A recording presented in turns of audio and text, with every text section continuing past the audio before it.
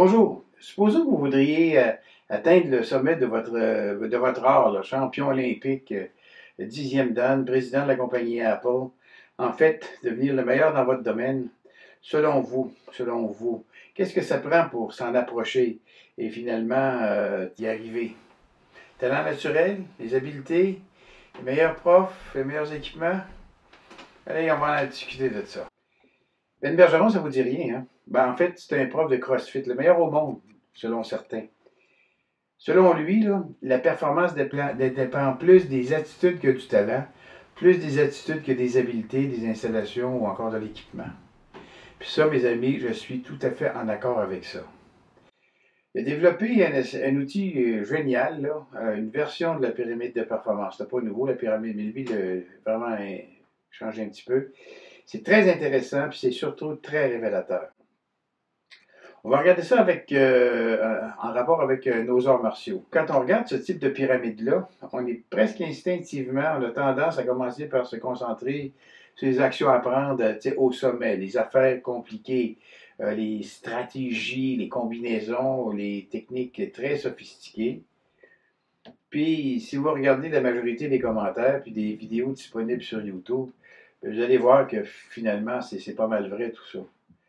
C'est un peu comme si on considérait que les étages en dessous sont, mettons, sont acquis. Nous autres, on connaît ça, on n'a pas besoin de ça, on sait ça. Donc, on disait le plus important, c'était les attitudes. Les attitudes, puis ces changements qui vont être provoqués par l'expérience qui grandit. Puis dans les attitudes, le critère le plus important, celui qui va vous amener à être la meilleure version de vous autres-mêmes, c'est la motivation. La motivation.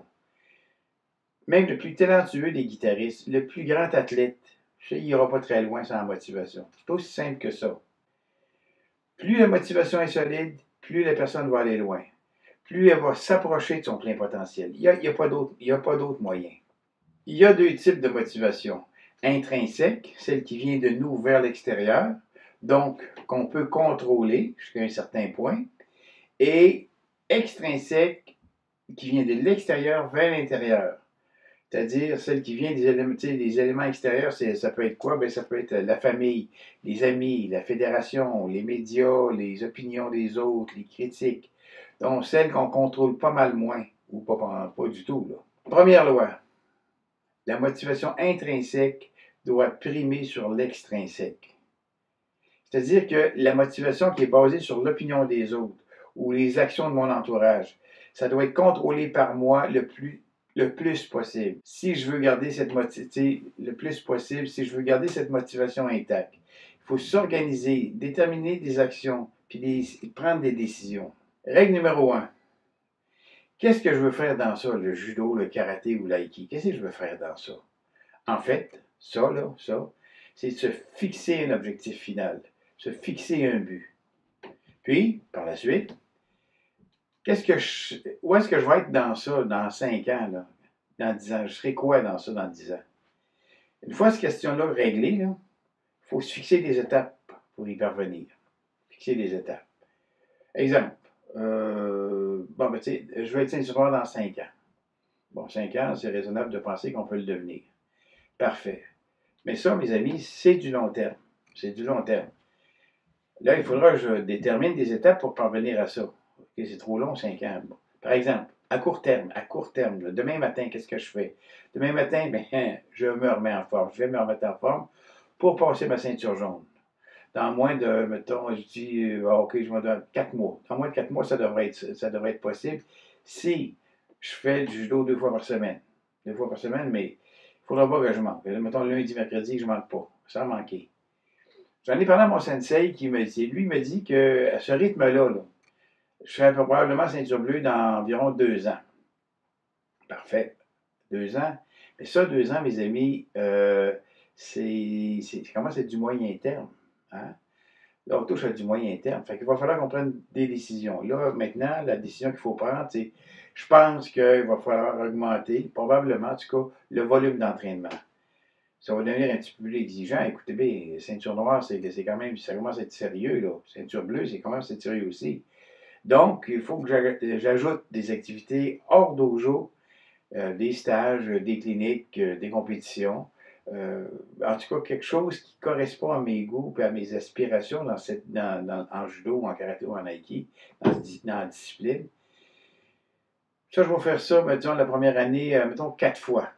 En tout cas, c'est pas bien lourd, là, 4 fois par année quand on y pense. Là, c'est 3, tu sais, mettons, c'est 4 dimanches, 2 dimanches, 2 samedis sur 52. Là. Ça ne devrait pas être si pire que ça. Mais ça, si je fais ça, ça devrait m'amener à ceinture marron 18 mois plus tard, à peu près. OK? 1 an et demi plus tard. Et rendu là, encore une fois, il va être le temps de faire un checklist. Faire une checklist, une espèce de un bilan provisoire, tu sais, de ce qui va être nécessaire pour vraiment bien terminer le parcours, tu sais. Puis avant d'entamer les actions du dernier chapitre, tu sais, préparer le bout du plan, la fin du plan. Ça va être quoi? Ça va être quels sont les éléments que je possède pas bien? Disons par exemple les gatas. Les gatas, il me semble que je suis moins bon dans ça. Ou les techniques de sous-témi. Ah, parfait. Bon, je regarde les exigences du syllabus. Hein, ça, c'est sur le site Internet des fédérations. Et pour mon grade, puis là, je regarde, oh, ça prend tant de points, des stages, OK. Fait que je vais compléter mes points en participant à certaines activités ciblées, là, des stages de kata, stages de technique, par rapport aux carences que j'ai moi-même trouvées ou que mon prof va me suggérer. Mon prof, il sait, lui. Mais peut-être un stage ou deux en kata, parce que c'est dans ça que je suis faible, c'est ça que j'ai déterminé que j'étais faible. Puis, si c'est pas assez, ben, il y a des solutions encore. Soit augmenter le nombre de stages, bon, peut-être ça, c'est une possibilité, ou encore repousser l'examen de 6 mois. Bon, ben ça, écoute, bien, si je me présente au lieu de, tu sais, on avait dit 5 ans, on est rendu à 5 ans et demi. Bon, OK, c'est pas tout à fait ce qu'on avait, tu sais, prévu au départ, mais ça, c'est un plan quinquennal qui pourrait être le vôtre. Bon, tu sais, on avait prévu des affaires, on a eu des empêchements, on s'est adapté. Le principe de l'adaptabilité, c'est le principe de judo qu'on appelle Junori. Puis finalement, on a réussi notre objectif qui était de devenir ceinture noire en 5 ans et demi. Mais pour réussir tout ça, ça prend un mode d'emploi. Un mode d'emploi. Parce qu'on ne peut pas faire ça n'importe comment. Première règle, 1. Règle 1, la régularité. Il faut se construire un horaire avec le temps maximum alloué de temps qu'on peut consacrer à l'atteinte de notre but. En parenthèse, là, cet élément-là, il se trouve dans votre sphère de contrôle. Mais même à ce niveau-là, il va falloir que tu identifies toutes tes priorités, tes contraintes physiques, familiales, professionnelles, en ordre d'importance. Qu'est-ce que je peux couper? Qu'est-ce que je ne peux pas couper? Qu'est-ce que je peux augmenter? Sans nécessairement bouleverser toute ma vie avec ça, ma relation, mes jobs. Mais quand même, c'est une nouvelle passion, ça va occuper une grande partie de mon temps. Puis, dites-vous bien que le nombre de compromis que vous allez, le nombre de compromis que vous allez accepter pour arriver au sommet sans trop d'embûches, ça va peut-être repousser l'échéance qu'on avait au début, ou encore ça va abaisser le niveau espéré. Et on a fait des compromis, c'est ça les compromis. Dites-vous bien que le champion olympique, le virtuose au piano en musique classique, l'astronaute, c'est souvent celui qui, à talent égal, a fait le moins de compromis dans les autres sphères de sa vie. C'est bête, mais c'est comme ça. Par contre, au départ, il faut tenir compte de l'opinion de votre famille immédiate. Elle va être impliquée dans votre démarche, ou de vos études, ou de vos contraintes professionnelles. Ces éléments-là se trouvent pour l'instant hors de votre sphère de contrôle. Bien, il faudra y réfléchir comme il faut, puis prendre une décision éclairée sur le nombre de concessions que vous acceptez de faire, sans compromettre ou altérer de manière considérable l'atteinte de mon objectif. C'est ça qu'il faut faire. Mais ça, une fois que ça va être établi, OK, on a fait des compromis, là, on ne déroge plus à la cédule, en tout cas pour la durée du plan. Respectez votre passion. Soyez pas en retard. Si vous l'êtes, posez-vous la question sur le bien fondé du retard. Pourquoi tu es en retard? Ça, habituellement, c'est le premier signe de faiblesse de la motivation. Maintenant, on va parler de motivation extrinsèque, celle qui ne dépend pas de vous, qui vient de l'extérieur. La motivation extrinsèque et ses effets pervers. Qu'est-ce qui peut faire dérailler le plan? Qu'est-ce qui peut faire dérailler mon plan? La première embûche, mes amis, c'est gérer son ego. Anton Gessing me disait, ça prend beaucoup d'humilité pour être champion du monde. Vous vous trouvez bon? On ne peut plus vous guider, on ne peut plus vous corriger. OK. Mais on va procéder de façon logique. Posez-vous une question. Les questions suivantes, là. Avez-vous encore confiance en votre prof? Oui, parfait. Non, changez de dojo. Votre professeur est-il encore compétent pour votre niveau? Oui, acceptez la critique, même si ça fait mal. Surtout si ça fait mal. Non, changez de dojo. Pour un prof, dites-vous bien qu'il est très difficile de critiquer un élève qu'on apprécie.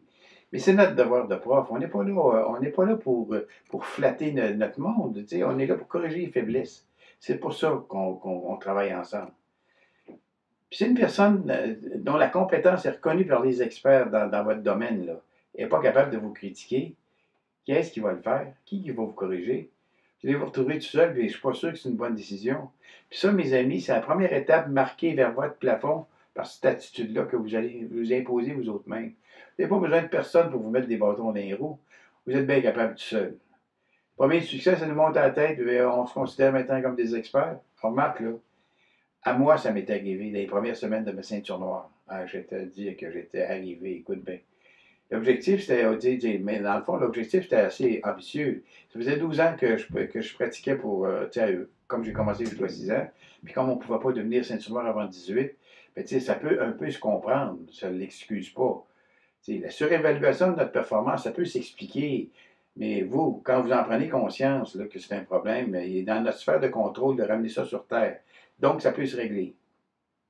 OK?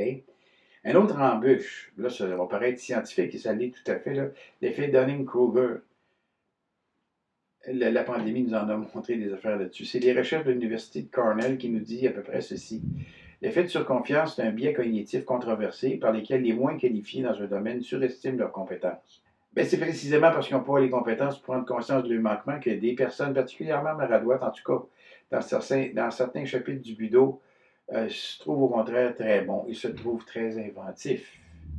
C'est une des raisons pour lesquelles on voit des dizaines de variantes de mouvements, particulièrement en technique de projection, en judo ou en aïki. Parce que ces personnes-là modifient les mouvements fondamentaux, ne sont pas capables de les exécuter correctement. C'est Maître Shiro Abe, le 10e dan du Kodokan, qui disait « Les arts martiaux sont modifiés par la strate inférieure de leurs pratiquants ». Un autre frein, l'influence des influenceurs. Ça, c'est un phénomène que plusieurs profs sont confrontés par leurs élèves suite à des visionnements de vidéos sur les réseaux sociaux. Vous savez, depuis l'arrivée de YouTube, dont les sources sont particulièrement discutables, parce que les gens qui démontrent les techniques sont toutes spectaculaires, hein, ne sont pas toujours ce qu'ils prétendent être, puis les techniques n'ont peut-être pas passé l'épreuve de compétition. Notez bien que moi, je n'ai rien contre YouTube, puis c'est pas une mauvaise chose en soi, là. Mais il faut demander l'avis d'un expert pour valider le discours, puis les techniques de certains influenceurs. Il y a aussi la coachabilité. Ça, c'est une variante de l'effet Dunning-Kruger. Combien de talents j'ai vu gâchés par une mauvaise gestion de l'ego? Des gens arrivés à un certain niveau, oui, ben, il faut reconnaître qu'il a rendu à ceinture marron ou ceinture noire. Ça confère une certaine compétence, mais pas nécessairement celle d'un véritable expert. On s'entend là-dessus. Vous savez, il faut constamment se remettre en question. Mais il faut non seulement se remettre en question puis poser les bonnes questions, mais surtout les poser aux bonnes personnes. Une autre affaire, il y a le nombre d'éléments aptes à nous amener au confort dans la performance. Les superstitions. Il y a quelques années, je me souviens très bien, il y avait certaines combattantes pour bien performer, ça lui prenait en plus du coach de l'équipe du Québec, le coach personnel, le maire dans l'assistance, un toutou porte-bonheur, puis le judogi chanceux. Bien, la réunion de tous ces éléments-là dans un même lieu, au même moment, ça tient déjà de la performance, puis on va commencer à combattre. Plus ça prend d'éléments pour arriver à tes fins, plus tu t'éloignes de ta réussite. Il faut mettre fin aux superstitions comme ça, parce que ça va vous handicaper tôt ou tard, puis la démarche va être ralentie. Puis c'est à ramener dans votre sphère de contrôle aussi. C'est comme le degré d'importance, le besoin d'attention que vous accordez à l'opinion des autres, au besoin de faire des compromis pour lui plaire, au détriment de votre passion, votre sensibilité aux critiques. Ça, c'est d'autant d'irritant à la réussite. C'est ça, le besoin de reconnaissance, le besoin de reconnaissance par les autres. Être reconnu par les autres, c'est important, ça? Oui, c'est important, là. Mais est-ce que c'est essentiel? Est-ce que si tu réponds oui, c'est essentiel, c'est un autre barrage au progrès. Il y a quelques années, il y a un de mes élèves, il a gagné un tournoi d'une compétition de masse, les Jeux du Québec. Ça, c'était à l'époque, c'était pas une compétition pour accéder à l'élite, comme on serait tenté de le croire, mais bien incitatif à continuer à faire de la pratique du sport. Mais à cause qu'il y a la complicité de ses parents, puis les contacts des parents, cet événement-là, qui est banal, là, on s'entend, a été mis dans les journaux majeurs, en gros titre, le Journal de Montréal, le Journal de Québec. Et, tu sais, oh là, il était bon. Un peu plus tard, dans la même saison, un revers d'un autre tournoi, la Coupe du Québec, c'est moins prestigieux que les Jeux du Québec, mais c'est plus relevé. Puis les journaux commencent à raconter que X est en baisse de performance. X est en baisse de performance à 16 ans. Ben voyons donc. T'sais, puis les journaux, sur cet élève-là, ils n'ont plus rien publié. Qu'est-ce qui est arrivé? Ben, il s'est senti abandonné. Il est passé, imaginez-vous un enfant, là, passé de la première page de la section des sports du Journal de Montréal à un entrefilet dans le journal local, le Nouvelliste. Puis après ça, plus rien, même pas dans l'hebdo. Fait que, hein, qu'est-ce qui est arrivé? C'était plus une vedette. C'était plus une vedette. Résultat, ben, il a abandonné la pratique. Il a abandonné la pratique à cause de ça. Hein? L'opinion des autres, la pseudo-gloire, ça a abattu la passion de cet enfant-là pour le judo. Ça a abattu la passion. Mais ce gars-là, il est revenu au judo 20 ans plus tard. Puis c'est lui qui m'a raconté cette histoire-là. Je remarque que je m'en doutais bien. Et c'est lui qui est venu me la confirmer, cette histoire-là. Dites-vous bien qu'au départ, votre choix de carrière, ça devrait être le vôtre. Carrière professionnelle ou carrière judo. Pas celui de votre mère ou de votre copine, votre petite amie ou de vos amis. C'est de vous-même. Comme vous pouvez le voir, après le coup de foudre pour l'activité, ce qui est au départ, c'est une émotion, là, le coup de foudre. Là. Il va être important de planifier la gestion de cette passion-là. Une passion pas contrôlée, c'est un peu dangereux. Il faut la contrôler pour arriver à notre but. Il faut être intelligent dans cette gestion-là. C'est bien évident aussi qu'au bout de 5 ans, on va voir beaucoup plus clair. On voit beaucoup plus clair. On ne voit pas les mêmes choses quand ça fait 5 ans qu'on fait du judo. Alors, à ce moment-là, on va pouvoir planifier la seconde partie du cheminement. Celui-là, là, il commence à être sérieux. Vous êtes maintenant en première marche vers les plus hauts sommets, comme on dit. Ça peut se résumer en 3 points, ça. En grosso modo, 3 points, on résume ça, là.